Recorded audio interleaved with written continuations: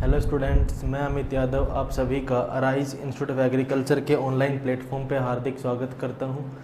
आज हम इस वीडियो सेशन में हमारे जो जेट में प्रीवियस ईयर के जो आए हुए क्वेश्चंस हैं वो डिस्कस करने वाले हैं।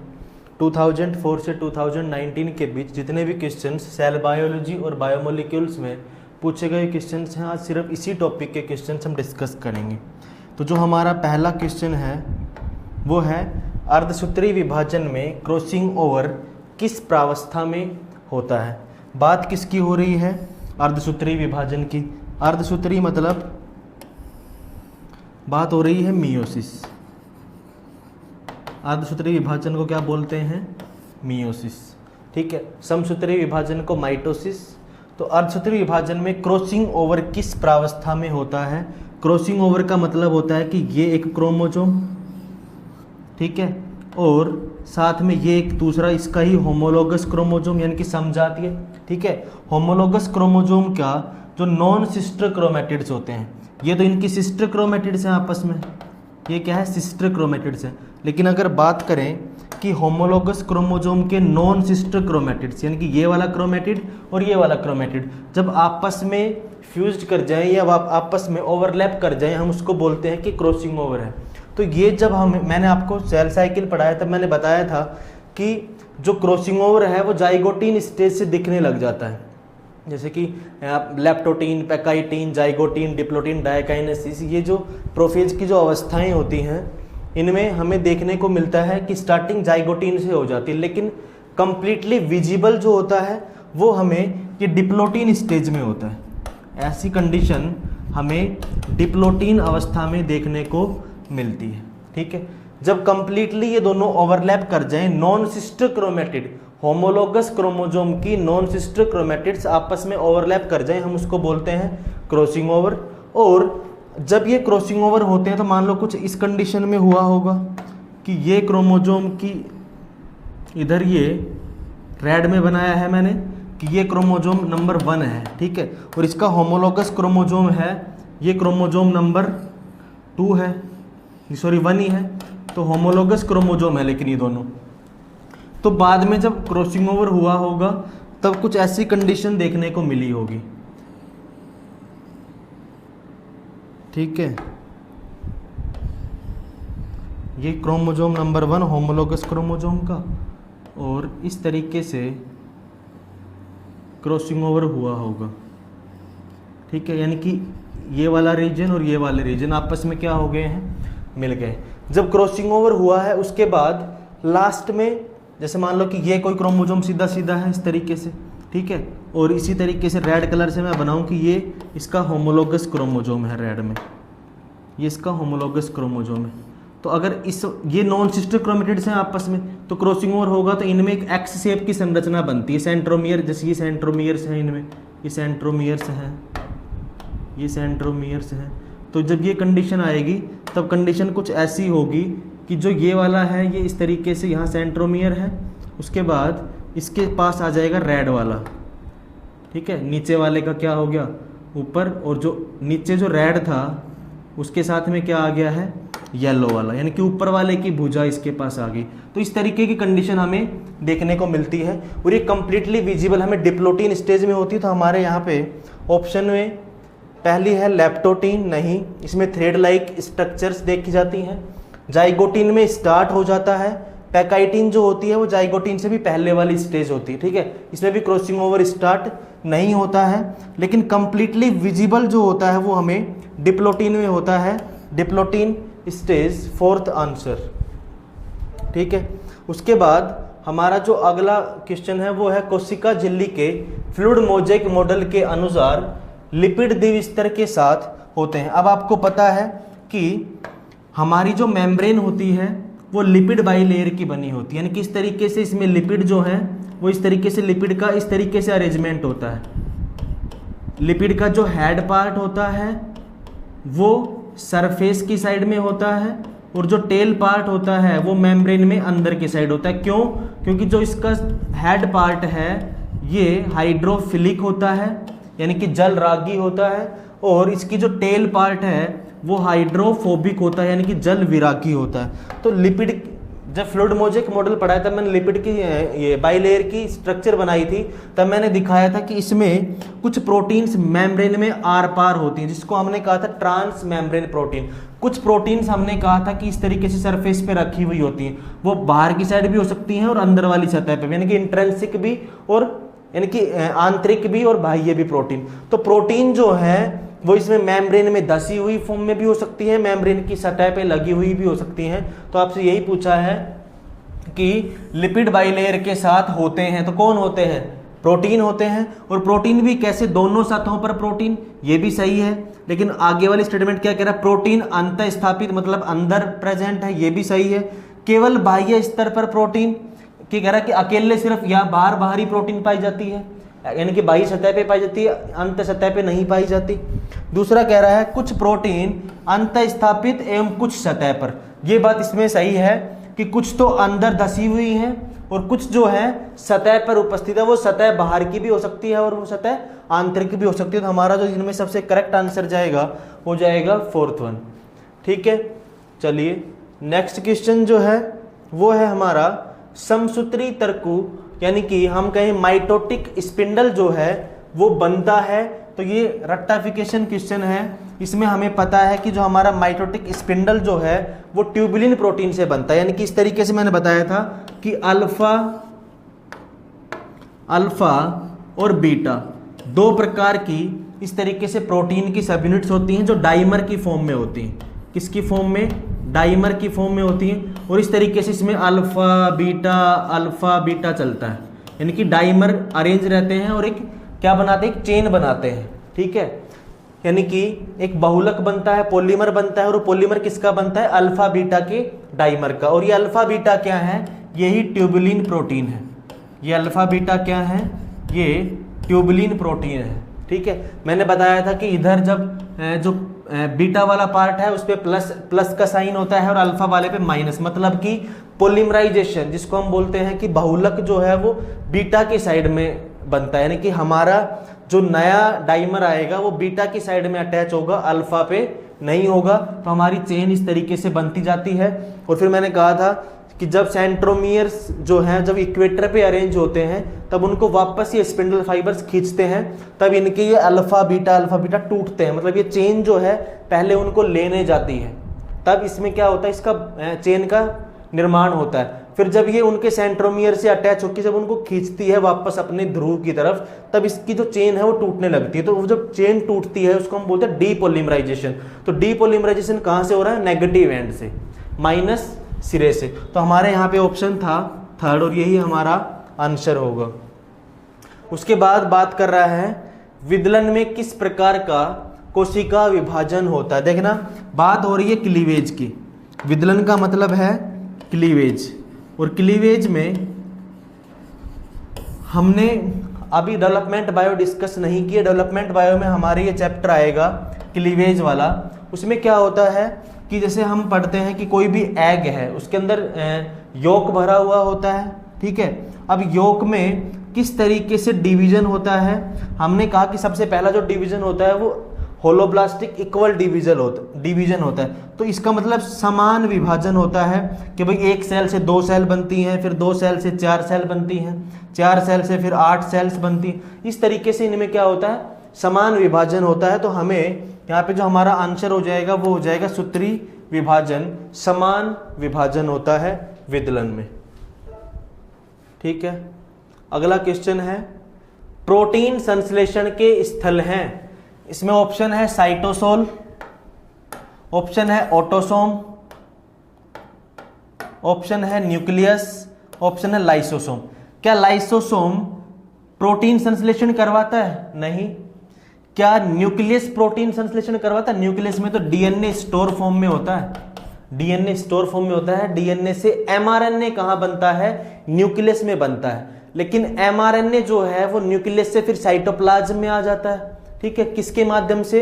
जो न्यूक्लियोपोर्स होते हैं जिसको हम न्यूक्लियर छिद्र बोलते हैं, उनसे हमारा एमआरएनए कैपिंग और टेलिंग के बाद में साइटोप्लाज्म में पहुंचता है, और साइटोप्लाज्म में फिर राइबोसोम्स उस पर अटैच होते हैं और प्रोटीन का संश्लेषण करवाते हैं। यानी कि जो ट्रांसक्रिप्शन वाली विधि थी वो न्यूक्लियस में हो रही थी, लेकिन ट्रांसलेशन जिसको आप अनुवादन बोलते हो वो कहाँ होती है?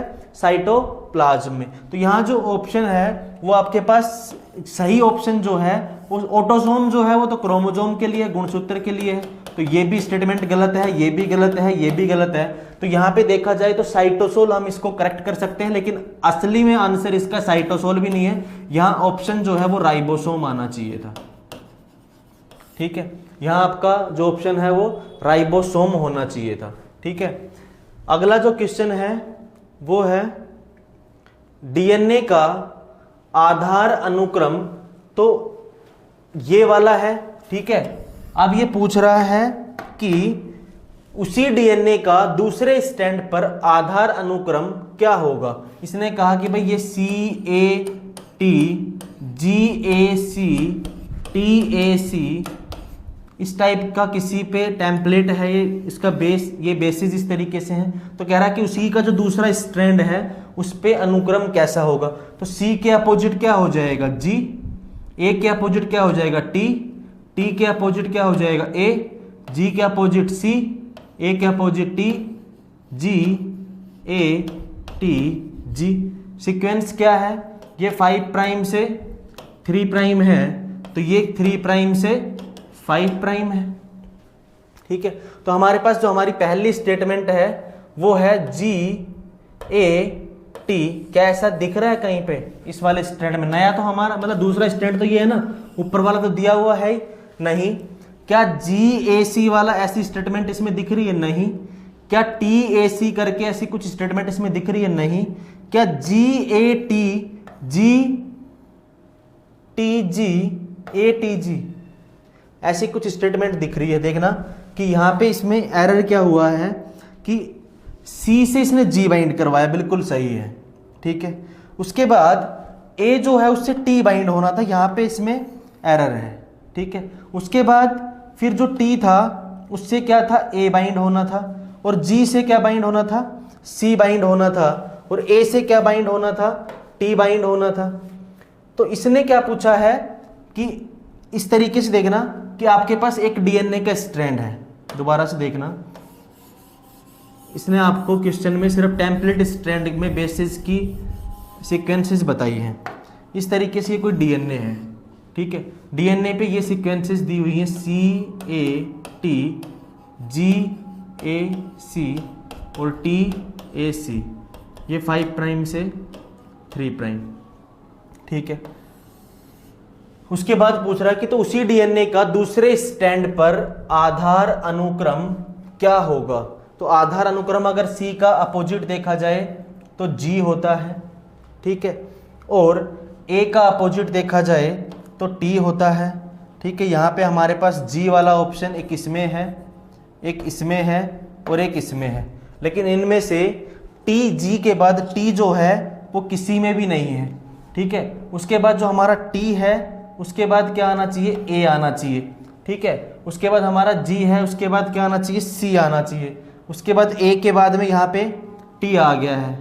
ठीक है, यहाँ पे सही दिया हुआ है, यहाँ पे देखना A के साथ T आना चाहिए था लेकिन नहीं दे रखा है, मतलब इस A के साथ T आना चाहिए था लेकिन नहीं दे रखा, लेकिन इस वाले A के साथ में T दे रखा है।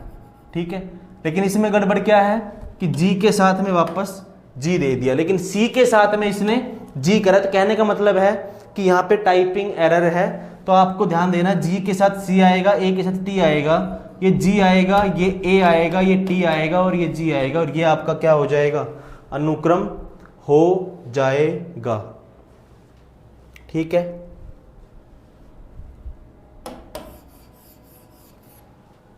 ये हो जाएगा 3 प्राइम से 5 प्राइम। अगर हम इसको इस तरीके से पढ़ते हैं कि भाई 5 प्राइम से 3 प्राइम लिखते हैं तो उस साइड से देख लो, क्या GTA है? यहाँ GTA नहीं है, GAT है।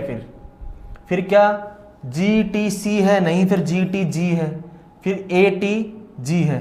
ठीक है, हाँ, इस तरीके से ये सही बैठ सकता है। इसने इस तरीके से दे रखा है, ये ओरिएंटेशन जो है वो 5 प्राइम से 3 प्राइम दे रखा है। हम इधर से पढ़ रहे हैं तो इधर से देख लेना, इधर से क्या है कि इसने कहा 5 प्राइम से 3 प्राइम चलते हैं, तो इधर सबसे पहले G आया, सही है, G है, फिर T वाले में मिस्टेक है, फिर उसके बाद क्या आया, A आया। ठीक है, फिर उसके बाद G आया, फिर टी आया, फिर सी आया, ए आया, टी आया, जी आया। कहने का मतलब ये है आपको प्यूरिन्स और पिरिमिडिन्स की बेस पेयरिंग करवानी आनी चाहिए। यहाँ पे सीक्वेंसेज जो है ऑप्शन में वो उनमें क्या है, एरर है, ठीक है, टाइपिंग एरर है। तो आपको बस इतना ध्यान रखना है, क्योंकि देखे ना कहीं पे बिल्कुल सही मैच हो रहा है। यहाँ पे ए के साथ तो इसने क्या दे दिया है, टी दे दिया है, मतलब इसने क्या दिया है, इस ए के साथ में क्या दे दिया, वापस ए दे दिया। लेकिन यहीं पे 1 2 3 4 5वें नंबर पे ए के साथ में बिल्कुल सही दिया है, टी ही दिया है। तो कहने का मतलब है इस वाले ए में और इस वाले ए में क्या अंतर हो सकता है, नहीं हो सकता ना। तो फिर इसके साथ में तो इसने ए दिया है और इसके साथ में टी दिया है, तो सही कौन सा है, ये वाला है, ठीक है। चलिए,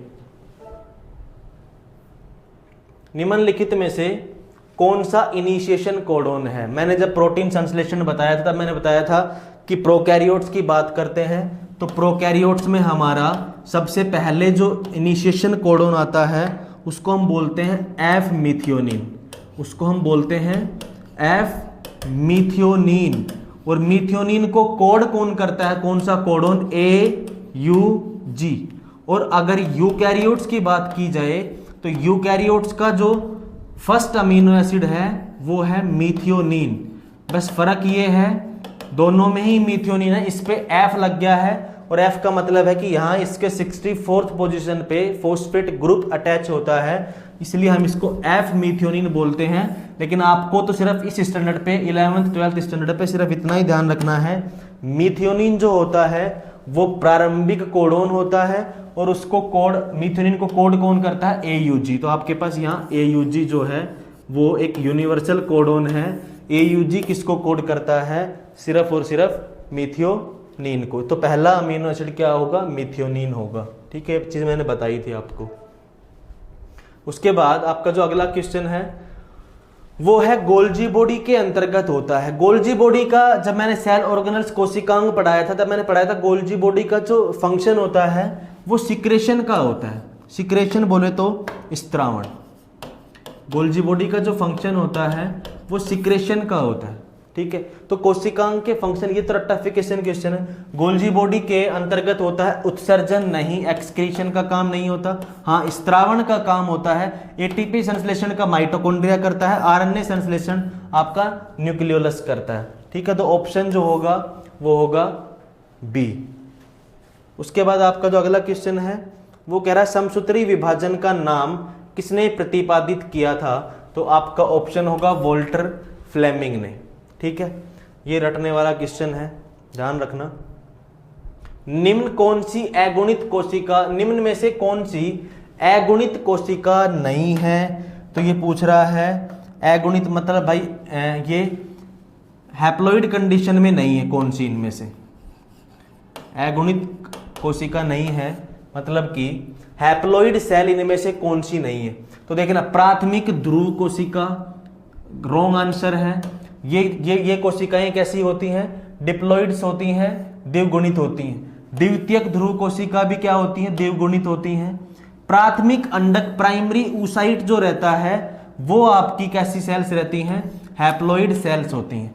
प्राइमरी ऊसाइट मतलब कि भाई बॉडी में सारी सेल्स जो रहती हैं वो आपकी डिप्लॉइड कंडीशंस में होती हैं। बस इवन आपके जो गैमेट्स होते हैं ना वो किस कंडीशन में होते हैं, हैप्लॉइड या अगुणित कोशिकाएं होती है। तो यहाँ पे गैमेट्स के फॉर्म में क्या है आपके पास, प्राथमिक अंडक है, ठीक है। सेकेंडरी में तो फिर आपकी पोलर बॉडीज वगैरह ध्रुवीय संरचनाएं बनने लग जाती हैं, तो आप द्वितीयक अंडक को इसमें काउंट नहीं करेंगे, द्वितीयक ध्रुव को नहीं करेंगे, क्योंकि पोलर बॉडीज तो कब बनी है, जब फर्टिलाइजेशन हो गया है तब बनी है, ठीक है। सेकेंड पोलर बॉडीज कब बनी है, जब आपका फर्टिलाइजेशन होता है, प्यूबर्टी के बाद की बातें होती हैं। लेकिन प्राइमरी oocyte जो रहती हैं वो कैसी सेल्स होती हैं, अगुणित हैप्लॉइड सेल्स होती हैं। तो आपका ऑप्शन जो हो जाएगा वो हो जाएगा थर्ड, ठीक है। नेक्स्ट क्वेश्चन है एंजाइम्स होते हैं। जब मैंने एंजाइम्स पढ़ाया था तो आपको बताया था enzymes are proteinaceous in nature. Enzymes जो हैं वो प्रोटीन के बने होते हैं, ठीक है। एंजाइम्स जो हैं वो प्रोटीन के बने होते हैं। ये तो एक स्टेटमेंट थी, all enzymes are protein but all proteins are not enzyme, ये स्टेटमेंट थी। तो प्रोटीन जो हैं वो आपके एंजाइम्स होते हैं। उसके बाद था कोशिका सिद्धांत किसने प्रस्तुत किया था, कोशिका देखना, सबसे पहले सेल थ्योरी की बात करें तो सबसे पहले सेल की डिस्कवरी हुई, ठीक है। रॉबर्ट हुक ने मृत कोशिका खोजी, उसके बाद जो है एंटोनी वॉन लीवनहोक ने लिविंग सेल्स की खोज की। उसके बाद सेल खोज करने के बाद सेल थ्योरी जो है उसने क्या बताया कि सेल तो है, लेकिन अब सेल थ्योरी में क्या पढ़ा कि एक जो सेल आपने बताई है ना, एक जो कंपार्टमेंट बताया है, ये किसी प्लाज्मा मेम्ब्रेन, इनको नहीं पता था कि इसको प्लाज्मा मेम्ब्रेन या सेल मेम्ब्रेन बोलेंगे बाद में, लेकिन कहा कि एक थिन मेम्ब्रेन से सराउंडेड होता है ये जो कंपार्टमेंट आप जो सेल बोल रहे हो, ये किसी एक पतली झिल्ली से कवर होता है, थिन मेम्ब्रेन से, ठीक है। ये आपके सेल थ्योरी ने बताया। और कहा कि सभी जो एनिमल्स हैं, प्लांट्स हैं, स्लीडन के बाद, स्लीडन ने इतना नहीं बता पाया था कि भाई प्लांट्स और एनिमल्स दोनों के दोनों जो हैं वो सेल से मिलके बने होते हैं, पूरा जो प्लांट है, पूरा जो एनिमल है। लेकिन स्वान ने ये बताया था कि जो एक जूलॉजिस्ट थे, ठीक है, और स्लीडन जो थे वो एक बोटनिस्ट थे, तो ये बोटनिस्ट थे, इन्होंने सिर्फ प्लांट्स के बारे में तो बताया था, लेकिन उन्होंने एनिमल्स के बारे में नहीं बताया। लेकिन ये जो है स्वान, ये जूलॉजिस्ट थे, जर्मनी के थे, इन्होंने क्या बताया कि प्लांट्स और एनिमल्स दोनों के दोनों जो हैं वो किससे बने होते हैं, सेल से मिलके, कोशिका से मिलके बने होते हैं। तो स्वान जो है इसमें मेन योगदान था इस थ्योरी को समझाने में, लेकिन हम जो पढ़ते हैं तो इसका श्रेय दोनों को मिलता है, स्लीडन एवं स्वान। तो आपका ऑप्शन जो हो जाएगा वो स्वान हो जाएगा। रॉबर्ट हुक ने कोशिका की खोज की थी, सिद्धांत नहीं समझाया था, रॉबर्ट ब्राउन ने भी नहीं, कैमिलो ने भी नहीं, ठीक है। तो आपका जो स्लीडन एंड स्वान जो उन्होंने सेल थ्योरी समझाया था, और सेल थ्योरी में दो साइंटिस्ट तो ये आते हैं जो कि 1838 में इन्होंने काम किया था और 1839 में इन्होंने किया था, और फिर 1855 में एक साइंटिस्ट आए जिनका नाम था रुडोल्फ विर्चो, और रुडोल्फ विर्चो ने जो समझाया वो ये था, ओमनिस सेलुला ई सेलुला नाम की स्टेटमेंट दी। इन्होंने कहा कि जो पहले जो सेल्स बन चुकी हैं वही नई सेल्स का फॉर्मेशन करती, या मैं कहूं कि नई सेल्स जो है वो अपनी पूर्वगामी कोशिकाओं से बनती हैं, ठीक है। ये रुडोल्फ विर्चो ने समझाया था। तो ये तीन ही साइंटिस्ट आपके कोशिका सिद्धांत में आते हैं। उसके बाद आता है उपांति भवन किस अवस्था में होता है, यानी कि ये कह रहा है कि आपका टर्मिनलाइजेशन जो होता है वो किस अवस्था में होता है। तो पैकाइटीन, लेप्टोटीन, जाइगोटीन, डिप्लोटीन, सबसे लास्ट अवस्था जो आती है वो डाइकाइनेसिस आता है। और डाइकाइनेसिस में आपका जो क्रोमोजोम जो मतलब जो ओवरलैप कर रहे थे, जो सिनेप्सिस का निर्माण कर रहे थे, जो आपस में दोनों जुड़ रहे थे, जिसके नॉन सिस्टर क्रोमेटिड्स जो हैं, वो अब लास्ट में क्या हो रहे हैं, डाइकाइनेसिस में क्या हो रहे हैं, दोनों जो है वो अलग अलग होने लग रहे हैं, ठीक है। तो हम उसको बोलते हैं टर्मिनलाइजेशन, या हम कहते हैं सेपरेशन। तो उस स्टेज को हम बोलते हैं उपांति भवन, और ये कहाँ देखने को मिलती है, डाइकाइनेसिस, जो कि प्रोफेज अवस्था की लास्ट स्टेज होती है, डाइकाइनेसिस। तो हमारा ऑप्शन हो जाएगा, देखिए ना, पैकाइटिन सबसे शुरुआत स्टेज होती है, इसमें ऐसा कुछ नहीं होता है। डिप्लोटीन जो होता है, इसमें हमारा क्रॉसिंग ओवर जो है वो देखने को मिलता है, हमारा कियाजमेटा भी यही देखने को मिलता है, ठीक है। कियाजमेटा मतलब जैसे दोनों क्रोमोसोम ओवरलैप हुए, दोनों नॉन सिस्टर क्रोमेटिड जब ओवरलैप होती है तो इस तरीके से, तो कहीं एक जैसे मैं मान लो यहाँ से इस तरीके से ओवरलैप हो रहा है, तो कहीं एक जगह जहाँ पे दोनों टच कर रहे हैं, ठीक है, वो एक एक्स लाइक संरचना बना रहा है, उसको हम क्या कहते हैं, वो कियाजमेटा है, ठीक है। और ये कहाँ देखने को मिलता है, ये हमें डिप्लोटीन में देखने को मिलता है, लेकिन हमें यहाँ क्या पूछा इसने, उपांति भवन, जो कि आपका किस में आता है, डाइकाइनेसिस में आता है, ठीक है। जाइगोटीन स्टेज से क्रॉसिंग ओवर स्टार्ट होने लग जाती है, लेकिन दिखाई कहां पड़ती है आपको, डिप्लोटीन में, ध्यान रखना। उसके बाद आपका अगला क्वेश्चन है, गुणसूत्र में किसी भाग के टूटकर नष्ट होने को कहते हैं। जब मैंने आपको उत्परिवर्तन समझाया था तब बताया था कि मान लो ये कोई डीएनए की संरचना है और यहाँ पे ABCD जीन प्रेजेंट है, और यहाँ से कोई जीन टूट जाती है और वो फिर आपके बाद ABC और ये जीन जो है अलग हो गया, तो हम इसको बोलते हैं डिलीशन, या मैं कहूँ इसको विलोपन। इसको हम क्या बोलते हैं, डिलीशन। बट कोई जीन डिलीट हो गई, मान लो उस जगह से गायब हो गई है, तो टूटकर नष्ट होना तो उसे ही कहते हैं, ये क्या हो गया, डिलीशन। स्थानांतरण में तो एक जगह से दूसरी जगह पे, इसमें हम कहें कि एक दोनों जो है वो ओवरलैप कर रहे हैं, और द्विगुणन जो है वो डिप्लॉयड कंडीशन नहीं, सबसे जो बेस्ट है वो क्या है, विलोपन। ठीक है, उसके बाद आपका जो है नेक्स्ट वो है डीएनए का मॉडल प्रस्तुत किया गया। सबसे आसान क्वेश्चन है, वाटसन एंड क्रिक ने आपके डीएनए को मॉडल को समझाया था। ठीक है, रट्टाफिकेशन। उसके बाद केंद्रक में उपस्थित धागेनुमा संरचना को क्रोमोजोम नाम दिया, ये भी रट्टाफिकेशन क्वेश्चन है, याद करने का। डब्ल्यू क्रोमोजोम वोल्डेयर जो है ये नाम किसने दिया था, क्रोमोजोम नाम किसने दिया था, वोल्डेयर ने। ठीक है, उसके बाद अगला क्वेश्चन है न्यूक्लिक अम्ल शब्द किसने, देखो कितने रट्टिफिकेशन क्वेश्चन है सारे के सारे। न्यूक्लिक अम्ल का जो नाम है वो आल्टमान ने दिया था। ठीक है, ये यहीं से याद हो जाएंगे आपको, जितने भी क्वेश्चन साइंटिस्ट के नाम के हिसाब से पूछ जाते हैं वो आल्टमान ने न्यूक्लिक अम्ल शब्द दिया। उसके बाद अगला क्वेश्चन है क्रिस्टी किस कोशिकांग में पाए जाते हैं। पहली बात तो ये कि क्रिस्टी जो है वो इस तरीके की प्रोजेक्शंस को हम बोलते हैं, इस तरीके की जो प्रोजेक्शंस होती हैं उसको हम क्या बोलते हैं, क्रिस्टी बोलते हैं। और इस तरीके की प्रोजेक्शन हमें देखने को मिलती हैं कहाँ पे, माइटोकॉन्ड्रिया में। ऐसा ऐसा देखते ही आपको क्या याद आना चाहिए, माइटोकॉन्ड्रिया। और माइटोकॉन्ड्रिया की ये कौन सी लेयर है, आउटर, और ये कहाँ मिलती हैं, इनर लेयर में। मतलब कि आपकी जो क्रिस्टी लाइक संरचना है, ये फिंगर लाइक प्रोजेक्शन है, उंगली जैसी संरचनाएं हैं, इसको हम क्रिस्टी कहते हैं। और ये क्रिस्टी ही जो है वो स्पेस प्रोवाइड करती हैं आपके इलेक्ट्रॉन ट्रांसपोर्ट सिस्टम का। तो हम यहाँ इसको क्या कहेंगे, माइटोकॉन्ड्रिया। आपका ऑप्शन हो जाएगा माइटोकॉन्ड्रिया, ना ही न्यूक्लियस, ना ही क्लोरोप्लास्ट, ना ही एंडोप्लाज्मिक रेटिकुलम। ठीक है, तो क्रिस्टी एक फिंगर लाइक संरचनाएं होती हैं जिसमें आपके इलेक्ट्रॉन ट्रांसपोर्ट सिस्टम या एनर्जी के लिए जो स्पेस चाहिए वो ये प्रोवाइड करवाती हैं। इसमें आपके कॉम्प्लेक्स लगे हुए होते हैं। ठीक है, उसके बाद अगला क्वेश्चन, निम्नलिखित में से कौन सा मियोसिस फर्स्ट में इक्वेटर पर पाया जाता है। इक्वेटर मतलब कि भाई ऐसी कंडीशन कि मान लो ये कोई सेल है और इस सेल का ये इक्वेटर लाइन है। ठीक है, इस इक्वेटर लाइन पे ये जो है ये इस तरीके से क्रोमोसोम उपस्थित है। अब ये आपको किस अवस्था, ये देख के आपको कौन सी अवस्था याद आती है। अब बस इसके बाद क्या होगा, आपके सेंट्रोमियर यहाँ बीच में से अलग होंगे और स्पिंडल फाइबर्स इनको यहाँ से खींच के ले जाएंगे और नीचे को इधर से आधे को इधर।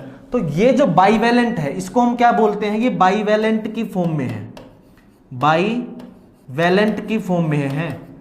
ठीक है, जब ये टेट्राड होते हैं हम इसको बाईवैलेंट कह दें या हम इसको टेट्राड कह दें, टेट्राड, इसको मैं इंग्लिश में लिख रहा हूं टेट्राड, इसको हम टेट्राड कहते हैं। टेट्राड मतलब इसके 4 भुजा हैं, 1 2 3 4, और ये बाईवैलेंट की फॉर्म में कौन सी लाइन पे अरेंज है, इक्वेटर लाइन पे। तो हमारा जो आंसर हो जाएगा वो हो जाएगा बाईवैलेंट, ना कि यूनिवैलेंट। यूनिवैलेंट किस कंडीशन में होगा, यूनिवैलेंट ऐसा होगा। ठीक है, और बाईवैलेंट कैसा होगा, बाईवैलेंट ऐसा होगा, इस तरीके से 4 जिसके आर्म्स होंगी। तो कहने का मतलब आपका इक्वेटर लाइन पे जिसको हम मेटाफेज, ये कौन सी अवस्था है, मेटाफेज अवस्था है। ये कौन सी अवस्था है, मेटाफेज अवस्था। हमारी मेटाफेज अवस्था में हमें क्या देखने को मिलता है कि हमारे क्रोमोसोम जो हैं बाईवैलेंट की फॉर्म में इक्वेटर लाइन पे उपस्थित होते हैं। तो हमारा आंसर हो जाएगा ये फर्स्ट वाला। ठीक है, चलिए नेक्स्ट क्वेश्चन जो है वो है मियोसिस की किस अवस्था में मेंडलीय कारकों का विसंयोजन होता है। यानी कि मैं कहूं कि ये पृथक्करण की बातें कर रहा है। मेंडल का जो लॉ ऑफ सेग्रीगेशन था उसकी बातें हो रही हैं कि मेंडल के जो फैक्टर्स होते हैं उनका विसंयोजन कहाँ होता है। ऑप्शन है डिप्लोटीन फर्स्ट। ऐसा कहीं हमने डिप्लोटीन में नहीं पढ़ा था। जो डिप्लोटीन पैकाइटिन उसमें हम सिर्फ क्रॉसिंग ओवर की बातें कर रहे होते हैं। ठीक है, उसके बाद कहता है anaphase second, metaphase first, anaphase second. Metaphase में तो हमारे जो है वो इक्वेटर लाइन पे अरेंज रहते हैं। तो मेटाफेज में तो ऐसा कुछ होता नहीं सेपरेशन या पृथक्करण वाला, हमारा होता है तो एनाफेज में होता है ऐसा। या इसमें दोनों ऑप्शन सेम है तो हम इसको एक को हम क्या कर लेते हैं, एनाफेज फर्स्ट कर लेते हैं। ठीक है। तो एनाफेज फर्स्ट में भी हमारे क्रोमोजोम्स, देखना एनाफेज फर्स्ट, भाई एनाफेज फर्स्ट में और एनाफेज सेकंड में क्या अंतर है, ये सब सेल साइकिल वाली वीडियोस देखोगे तो अपने आप पता लग जाएगा एनाफेज फर्स्ट और सेकंड में क्या अंतर है। कि एनाफेज फर्स्ट में इस तरीके से पहले, इससे पहले वाली स्टेज कौन सी थी, मेटाफेज। तो मेटाफेज में इक्वेटर लाइन पे क्रोमोजोम्स उपस्थित थे।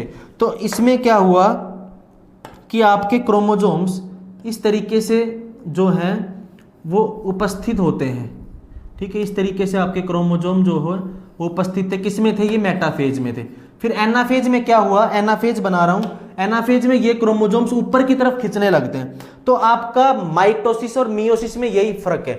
माइटोसिस में हम एनाफेज फर्स्ट नहीं पढ़ते हैं, उसमें सीधा एनाफेज पढ़ते हैं। तो हम क्या पढ़ रहे हैं, मियोसिस पढ़ रहे हैं, यानी कि अर्धसूत्री विभाजन। अर्धसूत्री का एनाफेज फर्स्ट कैसा होता है, एनाफेज फर्स्ट में क्रोमोजोम्स ही खींचने लग जाते हैं।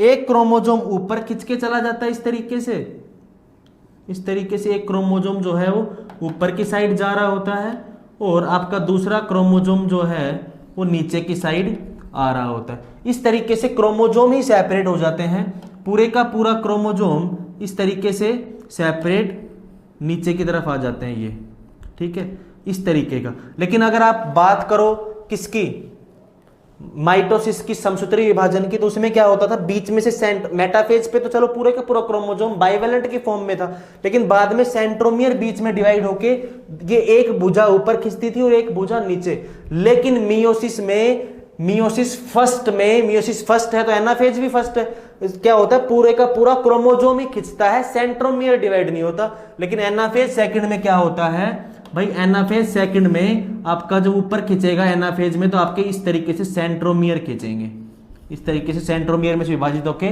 आधा ऊपर और आधा नीचे। फिर इसी तरीके से इसमें भी, तो आपके ऊपर की तरफ इस तरीके से जाएंगे ऊपर। इसी सेल, यही सेल कहाँ जाती है, मियोसिस सेकंड में जाती है। तो अब यहाँ देखना पूरे के पूरे दो क्रोमोजोम, इनको तोड़ोगे तो दो भुजाएं इसमें से बनेंगी, दो इसमें से, तो ये हमारे को इस तरीके से मिलेंगी।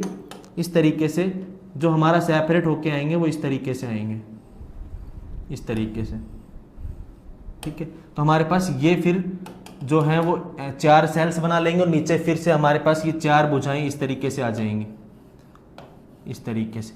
ये हमारा एनाफेज सेकंड था। तो कहने का मतलब ये हुआ कि हमारा एनाफेज सेकंड जो है उसमें हमारे जो है ये मेंडेलियन कारक जो है वो अलग अलग सेपरेट हो रहे हैं, अलग अलग पृथक हो रहे हैं, यानी हर क्रोमेटिड अपने आप में अलग ट्रांसफर हो रहा है, अलग जो है वो अलग सेल में जाएगा। तो मेंडेलियन कारकों का विसंयोजन कहाँ होगा, आपके एनाफेज सेकंड में होगा। समझ में आया होगा, चलो नहीं समझ में आया तो वीडियो देख लेना।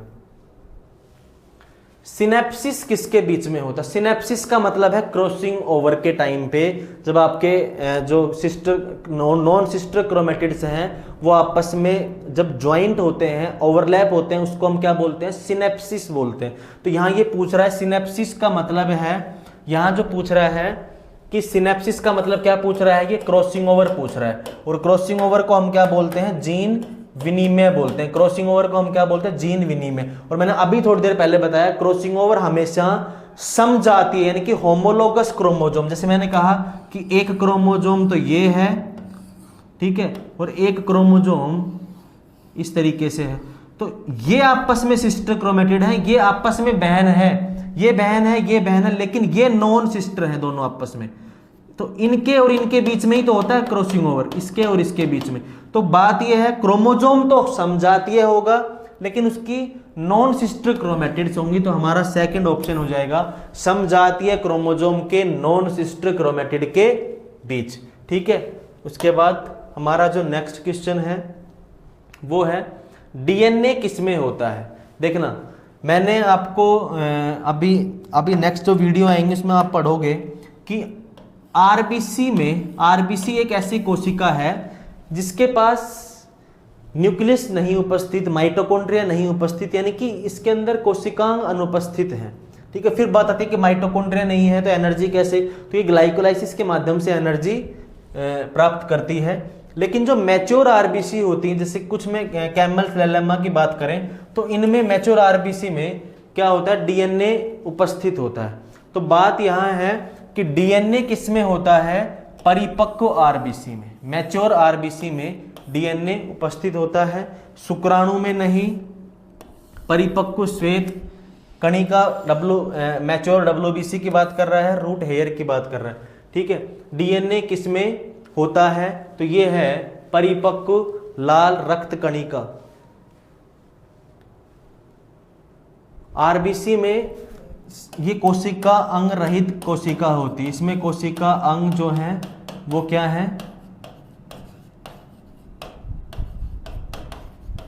ये स्टेटमेंट जो है ना डीएनए किसमें होता है, कि डीएनए किसमें नहीं होता है, स्टेटमेंट ये होनी चाहिए डीएनए किसमें नहीं होता है। तो आरबीसी एक ऐसा कोशिकांग है जिसके पास कोई भी सेल ऑर्गेनल नहीं होता, न्यूक्लियस नहीं होता, माइटोकॉन्ड्रिया नहीं होता, तो इसके पास में डीएनए कहां से आएगा, तो आपका ऑप्शन जाएगा परिपक्व लाल रक्त कणिकाओं में या आरबीसी में, ठीक है। बाकी भाई स्पर्म है उसके पास भी अपना डीएनए है, डब्ल्यूबीसी है उनके पास भी है, मूल रोम है, रूट हेयर है उनके पास में भी डीएनए है। तो डीएनए किसके पास में नहीं है, आरबीसी। और आरबीसी के पास डीएनए क्यों नहीं होता है, क्योंकि आरबीसी को क्या चाहिए, आरबीसी में इवोल्यूशन की वजह से सारे कोशिकांग जो है वो विलुप्त हो गए, ताकि ये जो स्पेस, आरबीसी का फंक्शन है ऑक्सीजन ट्रांसपोर्ट करवाना, तो इसको ज्यादा स्पेस किसके लिए चाहिए, ऑक्सीजन के लिए चाहिए। तो यहाँ पे ये कोशिकांग रहित कोशिका होती है और वो कौन सी है, आरबीसी है। अगला आपका जो क्वेश्चन है वो है न्यूक्लियोसाइड्स क्या होते हैं। देखना न्यूक्लियोसाइड्स का मतलब मैंने जब बायोमोलिक्यूल पढ़ाया तब बताया था कि न्यूक्लियोटाइड और न्यूक्लियोसाइड में एक ही अंतर है, आपको ये कंफ्यूज करता है। न्यूक्लियोटाइड में और न्यूक्लियोसाइड में एक ही अंतर बताया था कि न्यूक्लियोसाइड का मतलब है किसी एक चीज को साइड कर देना, साइड का मतलब है किसी एक चीज को साइड कर देना। अब मैंने क्या बताया था कि भाई प्यूरिन्स या मैं कहूं प्रिमिडिन्स, या मैं इसको हटाऊं, प्यूरिन पिरिमिड को हटाओ, मैं कहूं कि नाइट्रोजिनस बेस, जिसको आप नाइट्रोजिनस क्षारक बोलते हो बेस, प्लस शुगर जिसको आप पेंटोज शुगर बोलते हो, plus phosphate group, plus phosphate group, ये तीनों मिलके हमारे किसका फॉर्मेशन करते हैं, न्यूक्लियोटाइड का।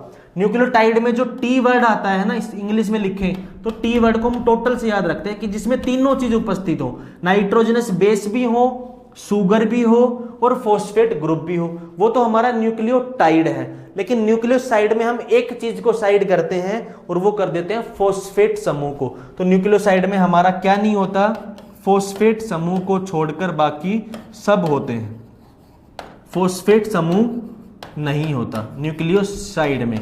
तो आपके ऑप्शन में जहां भी इन दोनों चीजों का जिक्र है, फोस्फेट का जिक्र नहीं है, वो आपका ऑप्शन हो जाएगा। केवल प्यूरिन तथा पिरिमिडिन गलत है, प्यूरिन और पिरिमिडिन, फिर इसके बाद भाई पेंटो शुगर कहां गया, आपने तो सिर्फ प्यूरिन पिरिमिडिन का मतलब है, प्यूरिन और पिरिमिडिन का मतलब है सिर्फ नाइट्रोजिनस बेस ही है, बाकी ना फोस्फेट है। चलो फोस्फेट नहीं होता क्योंकि वो तो रखना भी नहीं है साइड में, लेकिन न्यूक्लियोसाइड में फोस्फेट तो होता भी नहीं, लेकिन यार साथ में पेंटोज शुगर तो होती, तो ये स्टेटमेंट गलत है। प्यूरिन्स पिरिमिडिन्स मतलब कि नाइट्रोजिनस बेस है तथा पेंटोज शुगर है, और हमें यही चाहिए थे, नाइट्रोजिनस बेस तथा शुगर, और ये हमारा बन जाता न्यूक्लियोटाइड साइड। ठीक है, हमने किसको साइड कर दिया, हमने फोस्फेट को साइड कर दिया। ठीक है, तो ये न्यूक्लियोसाइड होता है। उसके बाद ये स्टेटमेंट भी सेम लिख दी है, ये गलत है, मतलब आप इन दोनों में से कोई सा भी कर लो यार, वही तो बात है। प्रिमिडीन्स, पेंटोज शर्करा सेम स्टेटमेंट लिख दी है इसने। अगला जो आपका क्वेश्चन है वो है कोशिका चक्र की डी प्रावस्था की विशेषता दर्शाई जाती है। तो आपको पता है डी प्रावस्था यानी कि DNA replication phase, S phase जिसको हम बोलते हैं, वहां पे क्या होता है, गुणसूत्र का या डीएनए का द्विगुणन होता है। डीएनए क्या होता है, रेप्लिकेट होता है।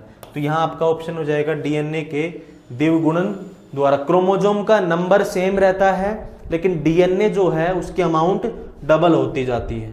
ठीक है, फिर उसके बाद मैंने बायोमोलिक्यूल्स में पढ़ाया था हिस्टोन। डीएनए जो होता है वो कैसा होता है, एसिडिक नेचर का होता है, लेकिन हिस्टोन जो होती हैं उसके ऊपर जो प्रोटीन होती हैं वो बेसिक नेचर की होती है, क्षारीय प्रवृत्ति की होती है। तो यहाँ पे हिस्टोन जो है वो बेसिक नेचर के प्रोटीन्स होती हैं। ठीक है, जिसमें स्टोन्स में आपके पास आगे क्वेश्चन और आएगा कि स्टोन्स जो है वो कौन कौन सी होती हैं, H2A, H2B, H3, H4, इस तरीके से। ठीक है, ये डीएनए पे अटैच होती हैं और ये किस प्रकार की होती हैं, क्षारीय प्रवृत्ति की होती हैं, याद ही करना है। वायरस में आनुवांशिक पदार्थ होता है, देखना वायरस ऐसी चीज है, जैसे मैं कहूँ कि भाई हमारे अंदर डीएनए एक जेनेटिक मटेरियल है, लेकिन वायरस एक ऐसी चीज है जिसके पास डीएनए भी हो सकता है आनुवांशिक रूप में, और आपका आरएनए भी हो सकता है किसके रूप में, आनुवांशिक पदार्थ के रूप में। तो ये कह रहा है, लेकिन दोनों एक साथ नहीं होंगे, या भाई या तो डीएनए ही होगा या फिर आरएनए ही होगा। तो आपका यहाँ ऑप्शन है डीएनए तथा आरएनए दोनों नहीं। दोनों तो कैसे हो सकते हैं, एक होगा, आरएनए अकेला नहीं, डीएनए ही होगा केवल।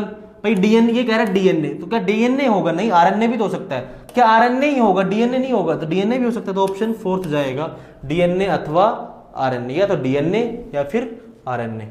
हमारा जो नेक्स्ट क्वेश्चन है वो है डाइजेशन का, पाचक का, और पाचक उत्प्रेरक किस कोशिकांग में उपस्थित होते हैं। तो ऑक्सीसोम नहीं, ये ऑक्सीसोम का ये फंक्शन नहीं है, ये तो हमारी ऑक्सीसोम कह दूं या पेरोक्सीसोम कह दें, ये क्या करते हैं, ये हमारे श्वसन में हेल्प करते, श्वसन क्रियाएं जो सेल रेस्पिरेशन होता है उसमें। पेरोक्सीसोम जो होते हैं वो हमारा जो बनती है ना, पेरोक्साइड्स बनती हैं H2, जिसको हम बोलते हैं एंटीऑक्सीडेंट। एंटीऑक्सीडेंट का जो फॉर्मेशन होता है उनको, या रिएक्टिव ऑक्सीजन स्पीसीज जो होती है उनको तोड़ने का कार्य करता है, और हमारे कुछ हद तक ये लिपिड मेटाबॉलिज्म में भी हेल्प करता है। गोल्जी काय का ये फंक्शन नहीं होता, गोल्जी बॉडी जो होती है वो सिक्रेशन का काम करती है। लाइसोसोम जो होता है जिसका पीएच एसिडिक होता है, लगभग 4 पीएच होने की वजह से इसके पास हाइड्रोलेजेस ऐसे एंजाइम होते हैं जो किसी भी चीज को डिग्रेड करवा देते हैं। तो आपका जो पाचक जो है, डाइजेशन है, डिग्रेडेशन है, वो किसके द्वारा हो सकता है, लाइसोसोम के द्वारा हो सकता है।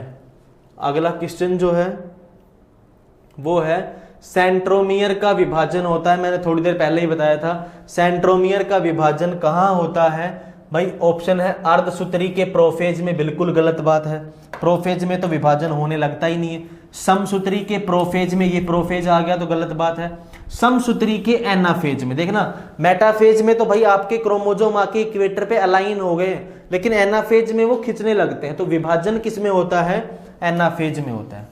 ठीक है, सेंट्रोमियर का विभाजन। अब एनाफेज फर्स्ट भी है, लेकिन एनाफेज फर्स्ट में थोड़ी देर पहले बताया था मैंने, एनाफेज फर्स्ट में सेंट्रोमियर विभाजित नहीं होता, पूरे का पूरा क्रोमोजोम खिंच जाता है, ऊपर की साइड एक क्रोमोजोम, नीचे की साइड एक क्रोमोजोम। लेकिन एनाफेज सेकंड यानी कि मियोसिस सेकंड में फिर आपका सेंट्रोमियर विभाजन होता है, तभी तो हम कहते हैं मियोसिस सेकंड जो है वो सेम टू सेम माइटोसिस की जैसी होती है। तो हमारा आंसर हो जाएगा थर्ड वाला।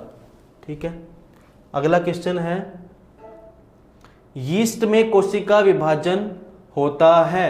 अब यीस्ट में, यीस्ट जो है वो एक बैक्टीरिया से हम समझ सकते हैं, E coli bacteria, yeast cell. Yeast और बैक्टीरिया जितने भी होते हैं उनमें एमाइटोसिस होता है, जिसको हम असूत्री विभाजन बोलते हैं। यानी कि ना इनमें माइटोसिस ना इनमें मियोसिस, इनमें होता है एमाइटोसिस विभाजन। तो हमारे पास एक ही ऑप्शन ये है जो है असूत्री विभाजन। ठीक है, प्रत्येक जीवित कोशिका में पाई जाने वाली संरचना, अब जीवित कोशिका की बात कर रहा है, बातें हो रही हैं लिविंग सेल की। ठीक है, सेल भाई लिविंग होगी तो उस लिविंग सेल के पास कौन सी ऐसी संरचना है जो प्रत्येक जीवित कोशिका के पास पाई जाएगी। बात करें हरित लवक, जिसको हम क्लोरोप्लास्ट कह दें, क्या क्लोरोप्लास्ट एनिमल लिविंग सेल के पास पाया जाएगा, नहीं। तो ये प्रत्येक कह रहा है, तो यहां भी ये गलत हो जाएगा। क्या कोशिका भित्ति एनिमल सेल के पास पाई जाएगी, नहीं, तो ये गलत हो जाएगा। तो उपरोक्त सभी तो वैसे ही गलत हो गया। तो हमारे पास जो बचता है वो बचता है प्लाज्मा झिल्ली, और हमारा आंसर हो जाएगा प्लाज्मा मेम्ब्रेन। ठीक है, कोशिका भित्ति यानी कि सेल वॉल, भैया सेल वॉल सिर्फ प्लांट्स के पास पाई जाती है या फिर प्रोकैरियोटिक सेल के पास पाई जाती है। यूकैरियोटिक सेल में एनिमल्स के पास सेल वॉल जैसी कोई चीज नहीं पाई जाती है। अब ये क्वेश्चन वही रिपीट हो गया आ गया।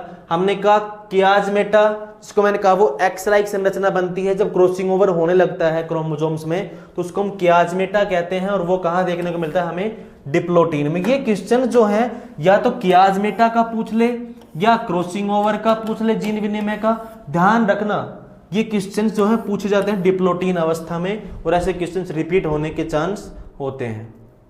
केंद्रक व कोशिका द्रव्य के बीच संपर्क होता, अभी मैंने जिक्र किया था इसका कि मान लो ये कोई कोशिका है और एक कोशिका के पास ये न्यूक्लियस है, तो इसके पास ये जेनेटिक मटेरियल है। तो मैंने कहा कि डीएनए से एमआरएनए बना, तो ये कहाँ हुआ, ट्रांसक्रिप्शन कहाँ हो रहा है, न्यूक्लियस में, यानी कि अनुलेखन कहाँ हुआ आपका, न्यूक्लियस में। उसके बाद फिर मैंने बताया कि इसमें इस तरीके से पोर लगे हुए होते, छिद्र होते हैं न्यूक्लियर मेम्ब्रेन में, इस तरीके से न्यूक्लियर मेम्ब्रेन में छिद्र होते हैं और इन छिद्र के माध्यम से हमारा जो एमआरएनए होता है वो बाहर आ जाता है, हमारा एमआरएनए बाहर आ जाता है और एमआरएनए यहाँ बाहर आके और फिर यहाँ इस पर राइबोसोम्स अटैच होते हैं और ये क्या बनाता है, प्रोटीन बनाता है। तो हमारा ट्रांसलेशन जो है जिसको हम अनुवादन बोलते हैं, यानी कि प्रोटीन का बनना, वो कहाँ होता है, कोशिका द्रव्य में।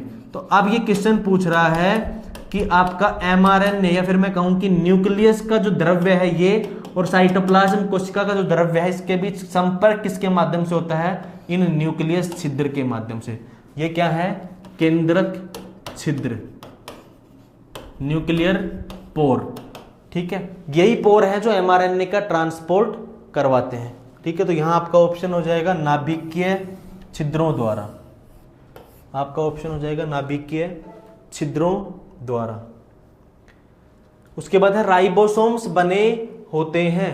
भाई राइबोसोम है तो राइबोसोम, एक तो पहली बात ये राइबोसोम यही वही सेल बना लेते हैं, चलो ये सेल बना ली हमने और सेल के पास ये न्यूक्लियस है और न्यूक्लियस के अंदर ये जो है वो न्यूक्लियोलस है, ये न्यूक्लियोलस है जिसको हम केंद्रिका बोलते हैं। ये क्या है, केंद्रक है, न्यूक्लियस है, ये क्या है, केंद्रक। न्यूक्लियोलस जो है वो हमारे आरएनए का संश्लेषण करवाता है और ज्यादातर किसका, राइबोसोमल आरएनए का। तो हम कहें कि न्यूक्लियोलस जो है सबसे ज्यादा आरएनए का संश्लेषण कौन करवाता है, न्यूक्लियोलस। इस पे आगे क्वेश्चन भी है तो उसका आंसर क्या जाएगा, न्यूक्लियोलस। उसके बाद ये कह रहा है कि राइबोसोम्स बने होते हैं, तो राइबोसोम्स किसके बने होते हैं, आरएनए के, और आरएनए के बाद किसके बने होते हैं, प्रोटीन के। तो यहां पे आपके पास जो ऑप्शन है वो है आरएनए, यानी कि डीएनए बिल्कुल भी नहीं होता। भाई राइबोसोम्स में डीएनए का कोई लेना देना ही नहीं है, राइबोसोम्स किससे बनते हैं, आरएनए से बनते हैं, ठीक है। आनुवंशिक गुणों का पुनः संयोजन किस क्रिया के फलस्वरूप होता है। बातें हो रही हैं रिकॉम्बिनेशन की, और आनुवंशिक गुणों का रिकॉम्बिनेशन किस क्रिया में होता है, अर्धसूत्री विभाजन में, समसूत्री विभाजन में, निषेचन में, असूत्री विभाजन में। तो जो पुनः संयोजन होता है वो होता है हमारा अर्धसूत्री विभाजन में, और अर्धसूत्री विभाजन में आपने पढ़ा था किस तरीके से प्रत्येक सिस्टर क्रोमेटिड जो है वो अलग अलग होती है और किस तरीके से आपकी जो उसमें ओवरलैपिंग होती है, ठीक है। तो पुनः संयोजन मतलब वापस से फिर से रिकॉम्बिनेशन जो होता है वो कौन सी अवस्था में देखने को मिलता है आपको, अर्धसूत्री विभाजन में देखने को मिलता है, ठीक है। उसके बाद आपका जो नेक्स्ट क्वेश्चन है, ये सारे के सारे क्वेश्चन सेल डिवीजन की जो क्लासेस लगी हुई हैं आपकी वीडियोस, वो देखना अच्छे से, आराम से क्वेश्चंस हो जाएंगे। चयनित पारगम्यता किस क्रिया से संबंधित है, ये बात कर रहा है सेलेक्टिव परमिएबिलिटी की, ये बातें कर रहा है selective permeability, selective permeability, selective permeability. अब एक चीज ध्यान रखना, सेलेक्टिव परमिएबिलिटी मतलब कि भाई ये सेलेक्ट कर करके ही, चयनात्मक पारगम्यता का मतलब है कि ऐसे ही ऐरा गहरा कोई भी नहीं जा सकता सेल के अंदर, ठीक है। वो इस मेम्ब्रेन, ये मेम्ब्रेन उसी को जाने देगी जो जाने योग्य होगा, यानी कि हर कोई नहीं जा सकता। लेकिन जो आउटर मेम्ब्रेन होती है वो जो होती पारगम्य झिल्ली होती है, लेकिन इनर मेम्ब्रेन जो होती है वो क्या होती है, अर्ध पारगम्य होती है। तो इसने कहा कि चयनित पारगम्यता किस क्रिया से संबंधित है, तो विसरण में तो ऐसा कुछ होता नहीं है। क्यों, क्योंकि विसरण में तो भाई कोई मेम्ब्रेन का लेना देना नहीं है, बस विसरण में और परासरण में यही अंतर था। इसमें एक सेमी परमिएबल मेम्ब्रेन बीच में आ जाती है और वो सेमी परमिएबल मेम्ब्रेन पूछते ही आपकी चयनित पारगम्यता वाला क्वेश्चन सोल्व हो जाता है, क्योंकि विसरण में और परासरण में यही अंतर था। चलते दोनों ही हाई कंसंट्रेशन से लो कंसंट्रेशन है, उच्च सांद्रता से निम्न सांद्रता गमन होता है, लेकिन डिफरेंस ये था विसरण में से हमने एक बोतल का एग्जांपल लिया था, परफ्यूम की बोतल हाई कंसेंट्रेशन से लो कंसेंट्रेशन परफ्यूम जा रही है, ठीक है, लेकिन परासरण में हम एक सेमी परमिएबल मेम्ब्रेन के माध्यम से ट्रांसपोर्ट कराते हैं और वो सेमी परमिएबल यानी कि अर्ध पारगम्य झिल्ली क्या है, चयनित पारगम्यता दर्शाती है। तो हमारा आंसर हो जाएगा परासरण। ठीक है, चलिए हमारा नेक्स्ट क्वेश्चन जो है वो है पादप कोशिका में सूत्री कोशिक विभाजन यानी कि माइटोसिस की वह कौन सी अवस्था है जिसमें केंद्रक व केंद्रिकाएं पुनः दिखाई देने लगते हैं। भाई सबसे सिंपल क्वेश्चन है, पहले शुरू में क्या होता है, न्यूक्लियर मेम्ब्रेन जो है वो डिसअपियर, गायब होने लग जाती है, फिर लास्ट में जब वापस डिवीजन हो लेता है क्रोमेटिड्स का, तो प्रत्येक जैसे मान लो क्रोमेटिड्स अलग अलग हुए इस तरीके से एक क्रोमेटिड अलग हो गया, इस तरीके से क्रोमेटिड्स अलग अलग पोल पे चले जाते हैं। तो इसका मतलब क्या हुआ, आपका न्यूक्लियस डिवाइड हो गया है, ठीक है। उसके बाद आपका क्या होगा, साइटोप्लाज्म डिवाइड होगा, तो प्रत्येक सेल के पास अपना एक साइटोप्लाज्म, तो यानी कि पहले कैरियोकाइनेसिस होता है फिर साइटोकाइनेसिस, तो ये अपने एक सेल में चला जाएगा और ये अपने एक सेल में चला जाएगा। तो इसका मतलब इसके पास वापस क्या आ गई है, ये न्यूक्लियर मेम्ब्रेन आ गई है, इसके पास क्या आ गई है, न्यूक्लियर मेम्ब्रेन आ गई है वापस। तो ये कब आती है, ये लास्ट अवस्था में आती है, जिसको हम कहते हैं प्रोफेज, मेटाफेज, एनाफेज, टीलोफेज में, और टीलोफेज को हम हिंदी में बोलते हैं अंत्यावस्था में। तो आपका जो आंसर हो जाएगा वो हो जाएगा अंत्यावस्था, यानी कि टीलोफेज स्टेज में जाके, टीलोफेज तक क्या होता है, लेकिन हमारे क्रोमेटिड सेपरेट होके अलग अलग ध्रुव तक पहुंच के होते हैं। अब उनको क्या करना है, उनको डिवाइड करना है, ठीक है, डिवाइड करना है तो न्यूक्लियर मेम्ब्रेन को वापस बनाना है, तो यहां न्यूक्लियर मेम्ब्रेन वापस बन गई है। ठीक है, अगला क्वेश्चन हमारा, अगला जो क्वेश्चन है वो है न्यूक्लियोसाइड बने होते हैं, न्यूक्लियोसाइड बने होते हैं, एक शर्करा और एक नाइट्रोजन। अभी वाला क्वेश्चन थोड़ी देर पहले मैंने समझाया था, 3-4 क्वेश्चन पहले। न्यूक्लियोसाइड में हमें क्या साइड करना होता है, एक फॉस्फेट समूह को, तो यहाँ पे आपका जो ऑप्शन है वो है फॉस्फेट वाले, तो कट ही जाएगा, साइड पूछ रहा है ना, तो फॉस्फेट तो आएगा ही नहीं, ठीक है, फॉस्फेट जहां जहां है वो कट जाएगा। तो एक शर्करा और एक नाइट्रोजन क्षार, एक तो ये हो सकता है और उपरोक्त में से कोई नहीं, तो यही यहाँ पे सही जा रहा है, एक तो शुगर हो और एक नाइट्रोजनस बेस हो।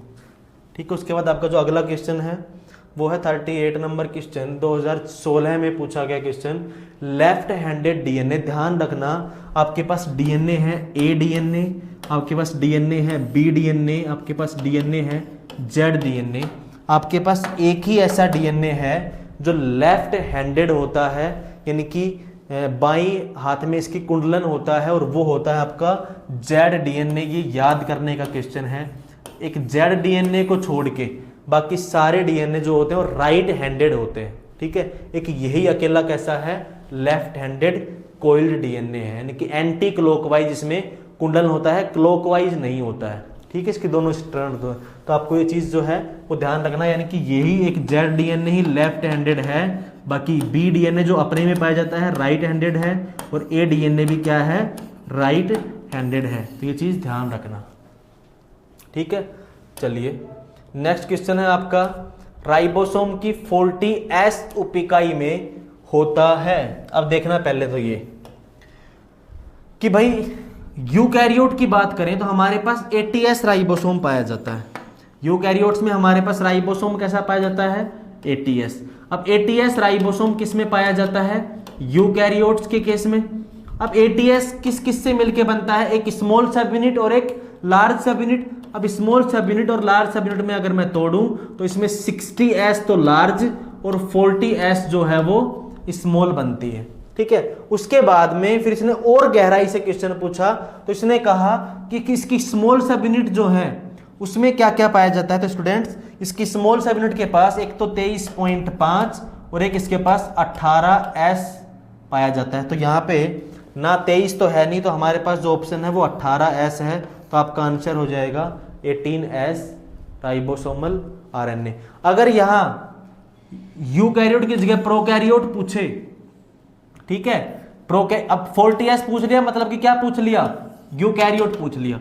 अगर यहां 30S पूछता तो वो प्रोकैरियोट हो जाता। क्यों, प्रोकैरियोट के केस में हमारे पास राइबोसोम के नाम पे होता है 70S, और 70S को अगर मैं तोड़ूं तो ये टूटता है 50 और 30 में, यानी कि ये लार्ज सब यूनिट, ये स्मॉल सब यूनिट। फिर स्मॉल को मैं और आगे तोड़ूं तो 23 की जगह इसमें हो जाता है 23 की जगह इसमें आ जाता है 23 के आसपास या इससे मतलब कम, और 18 की जगह आ जाता है 16, यानी कि इससे कम आ जाता है। तो 18s से कम क्या आ गया 16s। ठीक है, चलिए तो आपका आंसर हो गया ये वाला। आपके बाद अगला क्वेश्चन है एंजाइम शब्द दिया, ये थ्योरेटिकल क्वेश्चन है। कुहेने नामक वैज्ञानिक ने आपका एंजाइम शब्द दिया था। कुहेने नामक वैज्ञानिक ने आपका क्या दिया था, एंजाइम शब्द दिया था। और कुहेने यहाँ गलत लिख दिया इसने, कुहेने आएगा यहाँ, कुहेने ने दिया। ठीक है, तो आपका फोर्थ आंसर इसमें जो है वो सही है। ठीक है, उसके बाद आपका 16S rRNA पाया जाता है। 16S rRNA का मतलब क्या हुआ, अभी पीछे बातें हुई थी। 16S rRNA भाई 18S किसके पास पाया गया था, 18S पाया गया था 80S राइबोसोम के पास, और 80S राइबोसोम की 40S सब यूनिट के पास में, है ना, मतलब कि स्मॉल वाली सब यूनिट के पास में। तो 16S मैंने अभी बताया था किसमें पाया जाएगा, प्रोकैरियोट की जो 30S सब यूनिट है, स्मॉल इकाई है प्रोकैरियोट्स की, उसमें पाया जाएगा। तो आपका ऑप्शन हो जाएगा राइबोसोम की 30S उप इकाई में। देखो कितने आसान आसान से क्वेश्चंस आए हुए हैं, है ना। काश अब तुम्हारे 2020 में भी इतने ही आसान क्वेश्चंस पूछे जाएं इन सब्जेक्ट से। mRNA के नॉन कोडिंग भाग कहलाते, देखना ये एक डीएनए है, ये एक डीएनए है, और डीएनए से हमारा क्या बनता है, mRNA बनता है, हमारा mRNA बनता है, ये हमारा डीएनए है। इसको हम अनुलेखन कहते हैं, इसको हम अनुलेखन कहते हैं। उसके बाद इस हमारे इसमें क्या होता है, मॉडिफिकेशन होता है, इसमें क्या होता है, मॉडिफिकेशन होता है, जिसको हम बोलते हैं स्प्लाइसिंग होता है। इसमें क्या होता है, mRNA में स्प्लाइसिंग होता है, और स्प्लाइसिंग से पहले mRNA में एक्जोन का भाग होता है। फिर एक्जोन के बाद mRNA में पहले ये रेड वाला जो है वो एक्जोन है, और येलो वाला इंट्रोन है। तो एक्जोन एक्जोन, और बीच में मैं लिख रहा हूँ आई और आई, मतलब कि इंट्रोन वाला भाग। तो एक्जोन इंट्रोन दोनों पाए जाते हैं, यानी कि एक्जोन और इंट्रोन। इसमें से जो आपका एक्जोन जो होता है ना, वो तो कोडिंग पार्ट होता है, मतलब ये तो कुछ चीज कुछ इंफॉर्मेशन को कोड करता है। लेकिन जो इंट्रोन है ना अंदर, मतलब कि नालायक है, अंदर रहने वाला क्या है, नालायक है। तो इंट्रोन मतलब ये क्या है, नॉन कोडिंग है। ठीक है, तो नॉन कोडिंग है तो मतलब इसका कोई काम नहीं है। तो स्प्लाइसिंग में हम किसको बाहर निकाल देते हैं, इंट्रोन्स को बाहर निकाल देते हैं जो छुप के बैठे थे अंदर।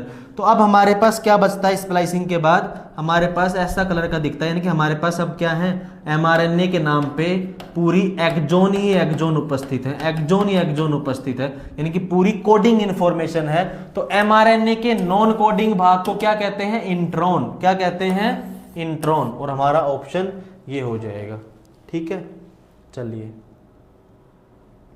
अभी थोड़ी देर पहले बताया था न्यूक्लियोसोम में कौन से हिस्टोन प्रोटीन पाए जाते हैं, H2A, H2B, H3 और H4। थोड़ी देर पहले मैंने बताया था कि डीएनए की जब हम पैकेजिंग करवाते हैं, डीएनए जब पैक होता है तब इन्हीं न्यूक्लियोसोम्स के ऊपर इस तरीके से ओवरलैप होता है, यानी कि इन पे क्या, जैसे कि हम ऊन लपेटते हैं ना, किसी भी ऐसे मान लो कि अपन जो चरखा होता है जिस पर पतंग उड़ाते हैं उस पर हम रील नहीं लपेटते हैं, इस तरीके से न्यूक्लियोसोम की जो प्रोटीन होती है ये ऑक्टामर की फॉर्म में होती है, यानी कि 8 सब यूनिट्स होती हैं इस तरीके से, इस तरीके से, इस तरीके से H2A, H2B, H3, H4 और 4 तो ऊपर दिख रही है और 4 इनके पीछे होती है, यानी कि ये किस कंडीशन में होती है, अष्टक की फॉर्म में होती है।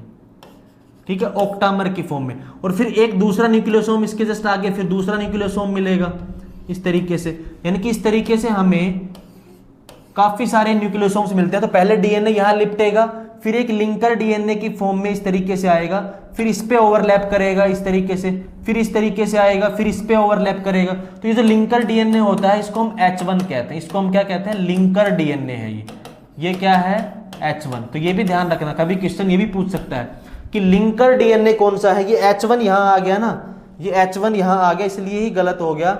जो आपका H1 अगर नहीं आता तो फोर्थ स्टेटमेंट सही था। अब थर्ड और फोर्थ में कंफ्यूज हो जाते हैं। H2A, H2B, H3 और H4 ये न्यूक्लियोसोम है।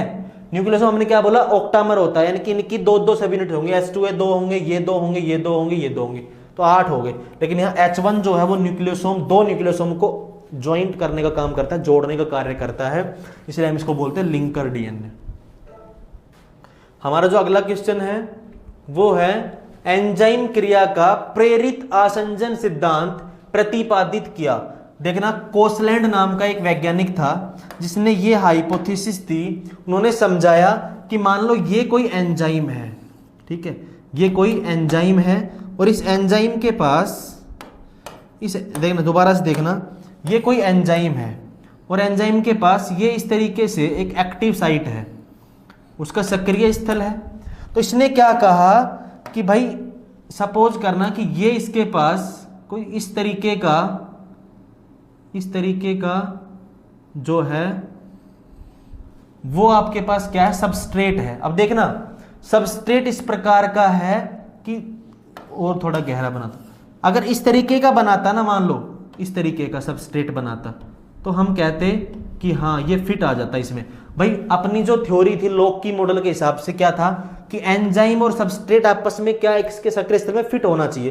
तो यहाँ पे क्या था कि ये आराम से इसमें फिट हो जाता और एंजाइम सबस्ट्रेट कॉम्प्लेक्स बनाता। लेकिन कोसलैंड ने क्या समझाया कि सबस्ट्रेट जो है वो अगर थोड़ा बहुत अलग शेप का होता, जैसे मैंने कहा कि ये अगर थोड़ा बहुत इस तरीके की शेप का भी होता ना, कि ये इतना लंबा है इस तरीके का, ठीक है, इस तरीके का, तो अब ये जो है ये अपने हिसाब से इस जो सक्रिय स्थल में कुछ क्या करेगा, बदलाव करेगा। यानी कि ये इसको क्या करेगा, प्रेरित करेगा खुद के साइज के, खुद की संरचना के हिसाब से। इसलिए हम इसको कहते हैं प्रेरित आसंजन सिद्धांत, और ये दिया था कोसलैंड ने, और ये आपका आंसर हो जाएगा। ठीक है, देखिए कितने आसान आसान से क्वेश्चंस आपसे पूछे गए हैं प्रीवियस ईयर में। डीएनए का सूत्र जो कि आरएनए निर्माण के लिए टेम्पलेट रज्जकू का कार्य करता है, पर क्षारक क्रम है तो एमआरएनए पर क्षारक क्रम होगा। देखना, सबसे एक चीज ध्यान रखनी है, अगर डीएनए का क्रम इसने दे रखा है ए जी सी टी और टी और सी और जी और ए, तो साफ बात है ये डीएनए है अगर, तो एमआरएनए में थायमीन की जगह यूरेसिल होता है, बाकी सब कुछ सेम होता है। तो एडेनिन की जगह क्या आता है, थायमीन। लेकिन एमआरएनए है या फिर मैं कहूं आरएनए है, तो आरएनए में थायमीन नहीं आता, कभी भी उसकी जगह क्या आता है, यूरेसिल। तो ए की जगह क्या आ गया, यूरेसिल, बाकी जी की जगह सी की जगह जी, टी की जगह ए जी सी और यू। तो ऐसी हमारे पास जो भी इंफॉर्मेशन होगी वो हमारे पास फोर्थ वाली है, you see ji A ji C you, और हमारा आंसर हो जाएगा फोर्थ वन। ठीक है, चलिए ये फिर वही क्वेश्चन आ गया। 70S राइबोसोम की उप इकाइयां आपको पता है, मैंने बताया था 50 और 30, थोड़ी देर पहले ही बताया था इसी सेशन में, 50 और 30S सब यूनिट। उसके बाद आपका जो नेक्स्ट क्वेश्चन है वो है कोशिका चक्र के किस प्रावस्था के दौरान आरएनए तथा प्रोटीन संश्लेषण होता है। G1 और G2 और S फेज आपकी कौन सी फेज है, इंटरफेज है, अंतरावस्था है, जिसके अंदर आपकी सेल प्रिपेयर करती है माइटोसिस या सेल डिवीजन के लिए। तो M फेज जो है उसमें सेल डिवाइड होती है, लेकिन जो आपका इंटरफेज है वो सबसे लॉन्ग फेज भी वही होता है, टाइम भी उसी में ज्यादा लगता है, क्योंकि उसमें G1 है, S है, G2 है। S फेज में डीएनए सिंथेसिस होता है, डीएनए रेप्लिकेशन होता है, लेकिन G1 और G2 फेज है ना, वहां पे आपकी जो तैयारियां होती हैं कि सेल की ग्रोथ अचीवमेंट करना, ये ग्रोथ फेज ही तो है, तो सेल इनमें क्या करती है, ग्रोथ अचीव करती है। तो उसके लिए क्या चाहिए, प्रोटीन वगैरह चाहिए। तो यहाँ प्रोटीन संश्लेषण कहाँ होगा, G1 में और G2 प्रावस्था में आपका प्रोटीन संश्लेषण या आरएनए संश्लेषण होता है।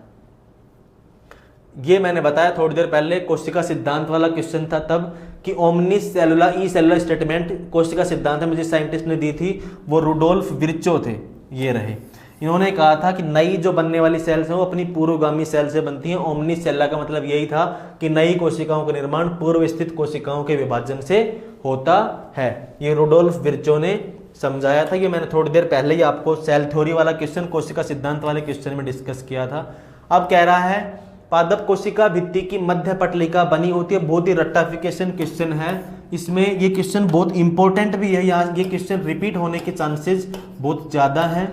प्लांट की जो सेल वॉल होती है, तो जब सेल वॉल में जब आप दो, जैसे मान लो मैंने कहा कि प्लांट्स की सेल वॉल कुछ इस तरीके से है कि ये सेल वॉल है, ठीक है, ठीक है, और ये क्या है, इसके बाद मतलब कि आउटर लेयर है, और इस तरीके से अंदर जो है वो सेल मेम्ब्रेन है, मतलब सेल मेम्ब्रेन और सेल मेम्ब्रेन के बाहर क्या है, सेल वॉल है। तो सेल वॉल और सेल मेम्ब्रेन के बीच का जो स्पेस है, इस स्पेस में कैल्शियम मैग्नीशियम पैक्टेट की लेयर होती है, जो कि क्या करती है, इसको इनमें आपस में एक स्टेबलाइजेशन प्रोवाइड करवाती है, स्थायित्व प्रोवाइड करवाती है। तो आपको ऑप्शन ध्यान रखना, कैल्शियम तथा मैग्नीशियम पैक्टेट की पट्टिलिका होती है इनके बीच में, ठीक है।